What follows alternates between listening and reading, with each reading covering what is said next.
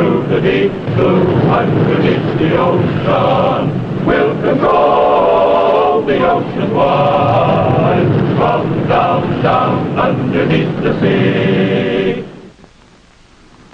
I'm Rear Admiral Thomas M. Dykers, retired. No matter how many patrols a submariner may have to his credit, there is always one that stands out in his memory. For the officers and men of the USS Pargo, such a patrol was the 7th, on which we base this story.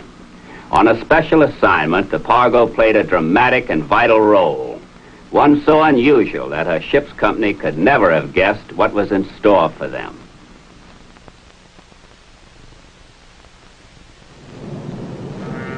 The story really begins in Sydney, Australia on 3 September 1939, only hours after Great Britain and the Dominions had declared war against Germany. It's an awe-inspiring sight, really. Downtown Sydney completely overflowing with people. Traffic in an absolute standstill. Men and women queuing up to enlist and serve in a war we never wanted. Paul, I didn't hear you come in. With all that noise, it's understandable. All that din and the hysteria frightened me. Carol, you should have seen it. Thousands of people, all thinking one thing. Join up. Get on with it. Get it over with, quickly. You were there. Paul, did you join up? Wasn't much choice, was there?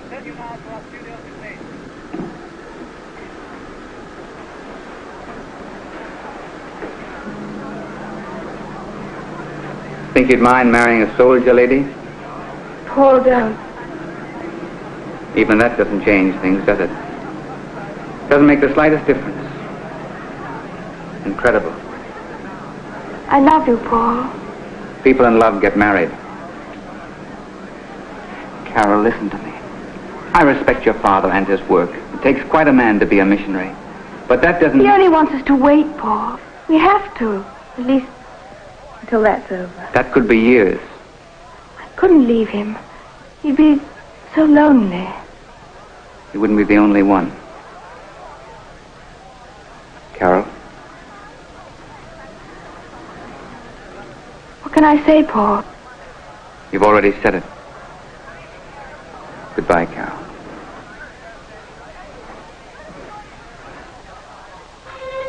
Paul Bear's estimate was conservative. In 1945, 6 years later, Australia, along with the rest of the world, was still at war. The city of Fremantle had done more than her share, being as she was a principal base for American submarines. One of these was the USS Pargo. Spick and span and shining as a result of an extensive refitting job, the submarine lay moored and ready, waiting for her next patrol. Her skipper was Lieutenant Commander David B. Bell of Washington, D.C. A former executive officer of the Pargo, Bell had been given command, and his record more than justified it. Lieutenant Creighton W. Cook of Syracuse, New York, was gunnery officer. And Lieutenant Edward D. Hogg, a former engineer from New Orleans, was executive officer. Let's recheck the last part. Replacement of pentameter log sword arm. New speed gear for the bowplane rigging. New slotted type SJ reflector. Both periscopes pulled and overhauled. That do it, Craig? To the T. As soon as the skipper gets back, we... A refit checks on all details, Captain. Fine. Let's shove off then. They sure didn't waste any time. Well, here goes number 7. 7? Ought to be a fine patrol. Well, I can't miss the lucky 7. Nice thought. Hold on to it. On 15 January 1945, the Pargo moved out of Fremantle Harbor. She headed straight for her assigned patrol area, the dangerous ground of the South China Sea. There was no way of knowing it, but the area was to earn its name.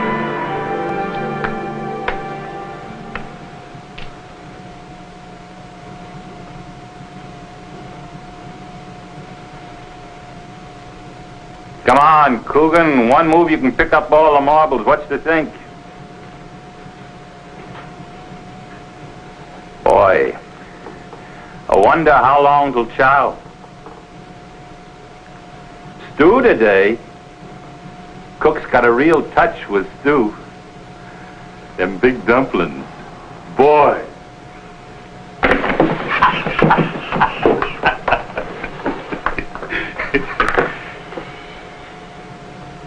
What's a looking? What'd I do? You and your practical jokes, Keller. You know how easy he gets seasick. I was just trying to help. Oh, he's been out on 7 patrols and he still gets seasick. You gotta take drastic action. It's like when a guy's scared of the water. You throw him in, either he swims or he drowns. Same kind of thinking. What's so wrong? Okay, if I play for Coogan, he shouldn't blow the tournament just because he gets sick.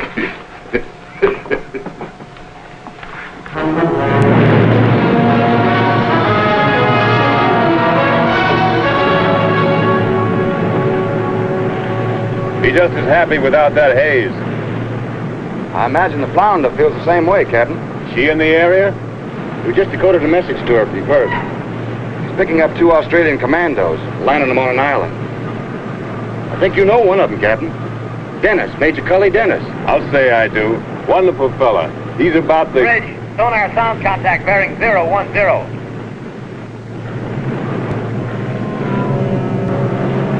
How's it sound like? Hard to tell, the signal's pretty mushy.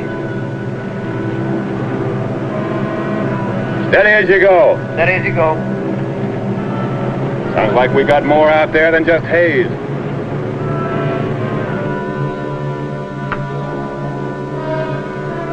Battle state! Battle state!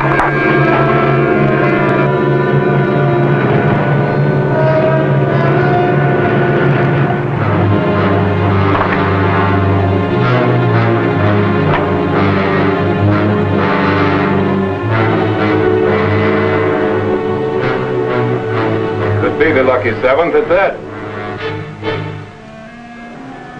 I got that baby just where I want him. All torpedo tubes ready. Final bearing and shoot. Bearing. Mark. 018. Set. Shoot. Fire 1. Fire 2. Fire 3. Fire 4.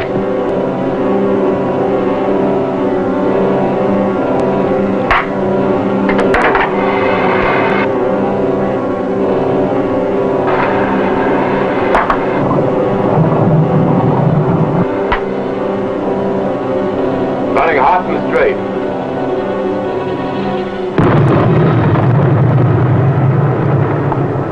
Right under the stack.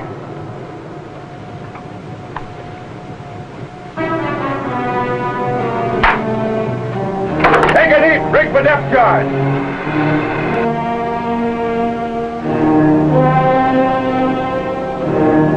Still getting breaking up noises from true bearing of target, Captain. You mean what's left of it? Depth? 140. 45. Take it right down to 300 feet. Turn on your speaker.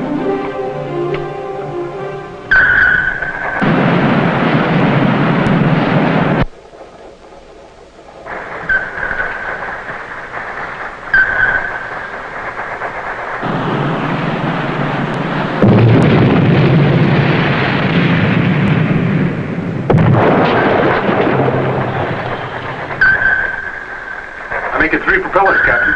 Get used to it. They'll be around for quite a while.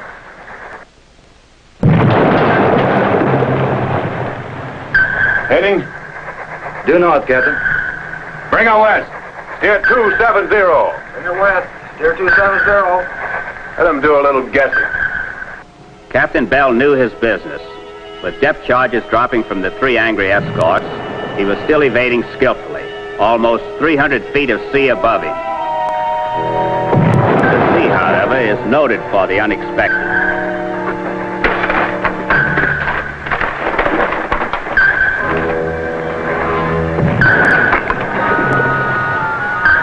All start. Break for solid running.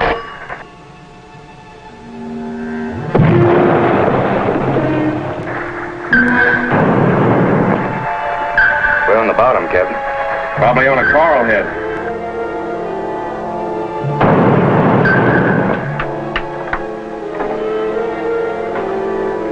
What is it? Sound dead, sir. I think we wrecked the sound heads when we hit. That's all we needed.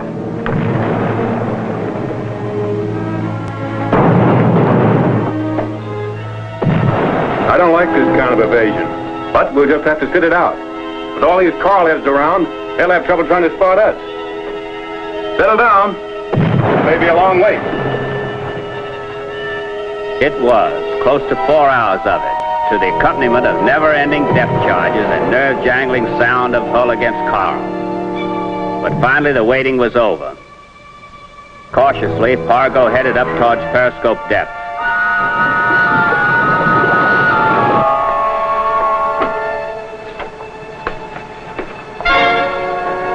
Nice empty sea.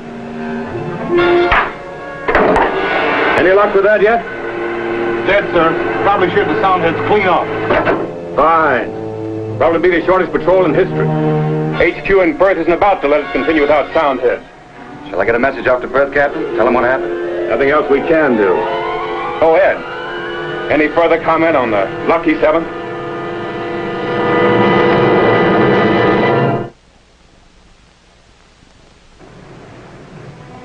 News of the Pargo's predicament was immediately radioed to headquarters in Perth, and predicament was the correct word, for a submarine without her sound heads in good order is indeed in trouble.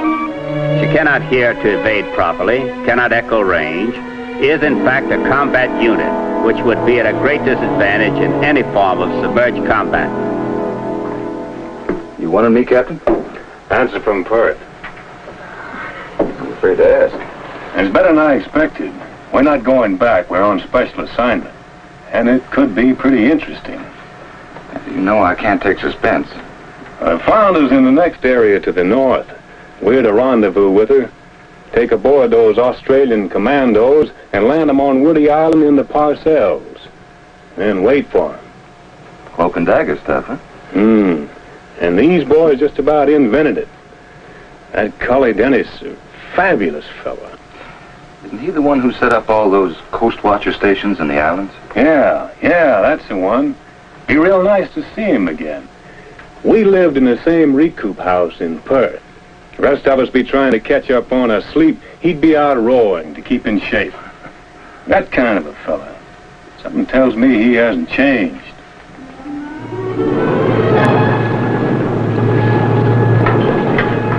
Cully, hey. Wonderful to see you again. Oh, ready accommodating you Yanks. Dave Bell is me private chauffeur, eh? That's a bit of all right. Major Cully Dennis, Ed Hogg, my executive officer. Glad to know you, Ed. This is Private Paul Bayer. Dave Bell, Ed Hogg. Private? Right now, Paul. Let us see what we can do about getting you bunked down. Well, don't go to any bother on our account, Carver. We can sleep stand up if we have to, right, Paul? Nah, we take better care of our guests than that. Come on. All right, come on, Paul. And this seems to be about the best way. Now, we come in here, put you and Bayer over the side in a rubber boat. That gives you about a mile to shore. Next night, we're waiting for you in the same position. Should do the trick nicely. You allowed to discuss the reason for the job? Not to you. See, I'm afraid our cagey friends are pulling a bit of a fraud. Patrol aircraft reported that the island's flying a French flag, though we're right sure it's Japanese, hell. It's a shabby trick, wouldn't you say? If that's what it is. Well, that's what we're gonna find out. Something else on your mind, Dave? Curiosity, maybe. Knew you'd ask eventually. Paul Bayer? I figure he's quite a fella if you'd team up with him, but... I know. He's a strange chap. Rarely a word out of him. Just all-out hatred. But he's the best commando I know. I've seen him at work, Dave. There's usually a reason in the back of a thing like that. Yeah, there is. There's a girl. She and her father were missionaries on one of these islands. Japanese overran it. Probably still prisoners. Now, Bayer loved that girl very much.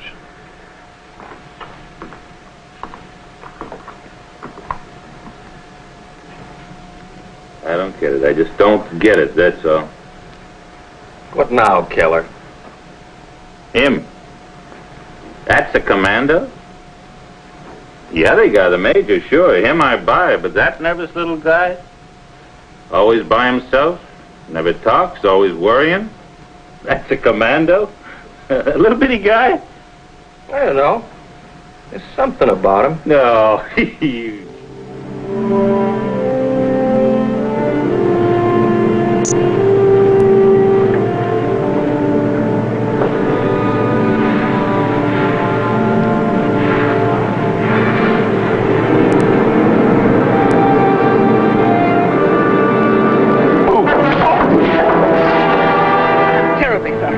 terribly sorry. Are you all right?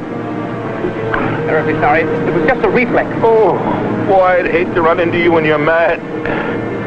Oh. 48 hours later, Pargo lay 1 mile off her destination, Woody Island, in the Parcells. Luck, Cully. We will have. As long as you're back here at 2100. You can count on it.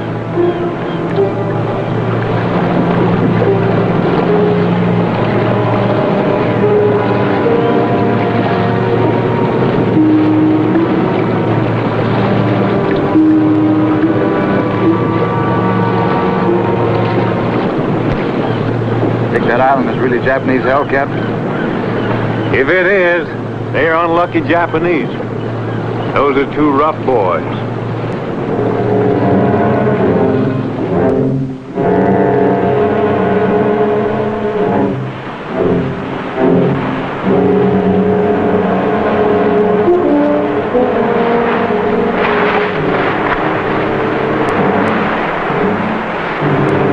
That's what we want, Paul. That high ridge.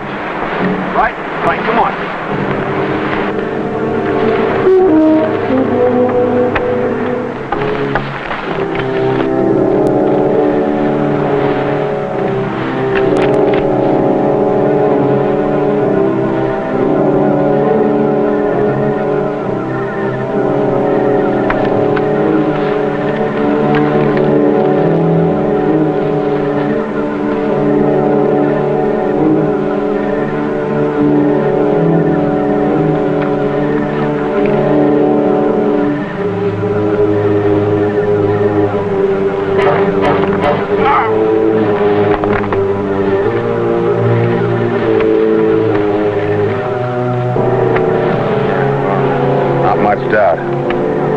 Japanese.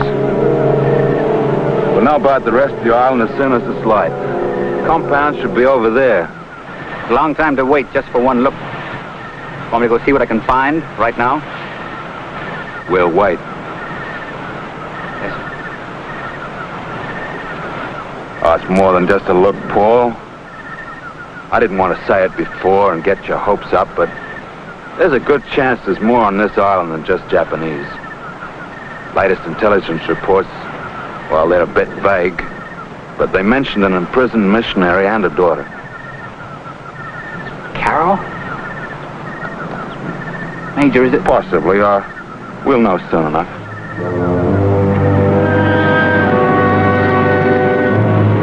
One thing settled. It's Japanese held. They're in one of those huts. But which? We'll find that out the moment his relief comes.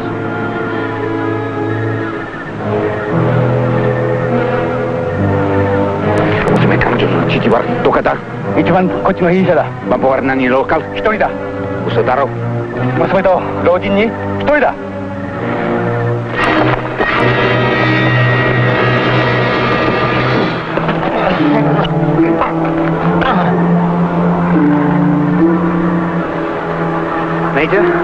First hut, one guard. We can't wait till dark. They'll have missed him by that time. Get his clothes off, will you, Paul? He's my size. It's my job, sir. Please, Major. All right, Paul. Go ahead.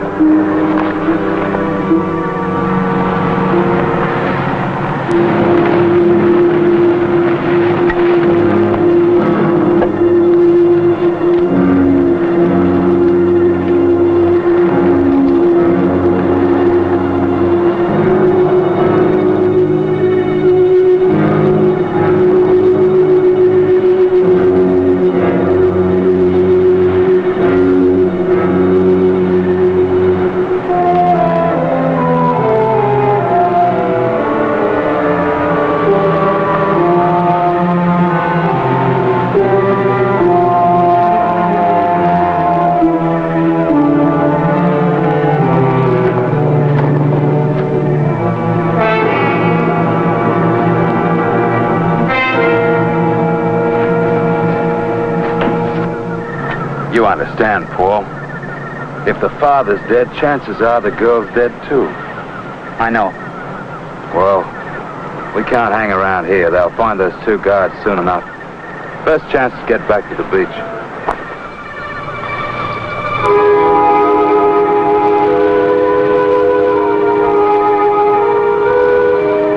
you'll have to wait, Major.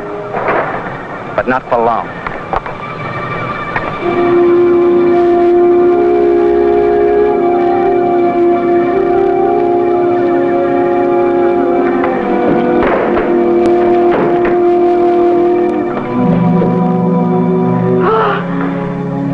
Carol, it's all right. All right. Carol, listen to me. We're going to have some company in a few seconds. Just do as I say.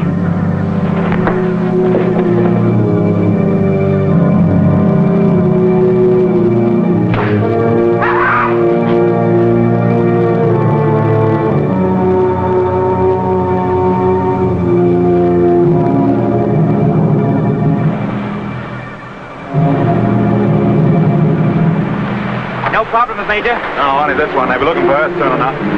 Well, it's still 4 hours to rendezvous, but I think our chances are better if we do our waiting out there, right, Paul? Never did get Brian. Let it out here. Go!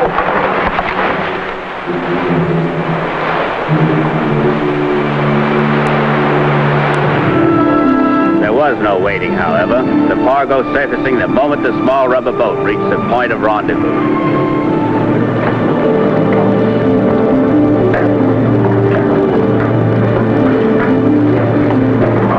Take them below, Ed. See that they're comfortable. A bit early, aren't you? We never left. Just wanted to be sure you had somewhere to go. Never so ruddy glad to see a periscope in my life. We aim to please. Hey, there's something else you can do. You just name it. Turn that 5-incher of yours loose on that island. I think the results will be interesting.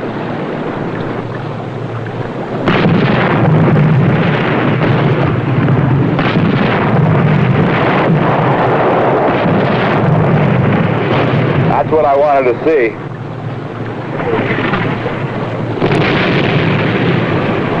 You were right. Pretty shabby trick. Air Force chaps will do a proper job tomorrow, now that we know. Cease fire! Cease fire! Mind if I go below, Dave, have a look at firing the girl? And I'm real grateful. And you're quite a fella.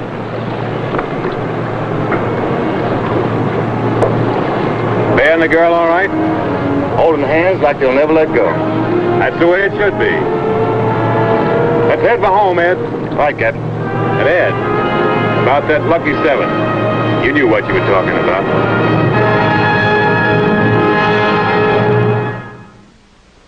I'll be back in a moment with our special guest.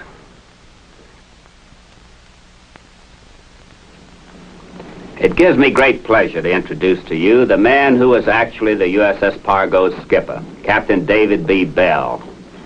Dave, I guess I don't have to ask how the Australian commandos impressed you. There seems to be unanimous opinion about that, Tommy. They were wonderful men and wonderful fighters. I'm sure your own experiences will make you back that up. Completely. I wish we had time to go more into detail about them. There was one interesting experience that I think might add something. What was that, Dave? One of the Japanese sentries had a police dog that discovered our 2 commandos. They backed up under the cover of some brush very quietly while the dog stood pointing at them for about 10 minutes. What was the sentry doing all this time? He was tending some fishing lines over by a small pier, and fortunately he got a bite. It was lucky for our commandos that the fishing was good down there. That's right, but still our commandos decided it was best to get out of there. They had hoped to pick up some souvenirs, but they didn't have time. As one of them went over the beach, he picked up a shell and brought it back to me, and I have it here, made into an ashtray. It is a souvenir I prize very highly. It's a beauty, Dave. I want to thank you for coming all the way from Norfolk to be with us. It's a real pleasure for me, Admiral. Please be with us again for another exciting story of the Silent Service.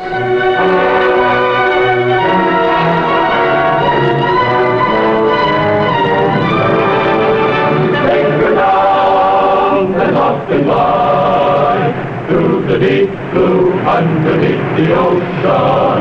We'll control the ocean wide. From down, down underneath the sea. Safe and forth we'll pass the word in the future yet to be. That will stay as long as there's a submarines are underneath the sea. So rig for dive and make the down, down, go down, down, underneath the ocean. Fearless man, we're mighty down in the deep blue.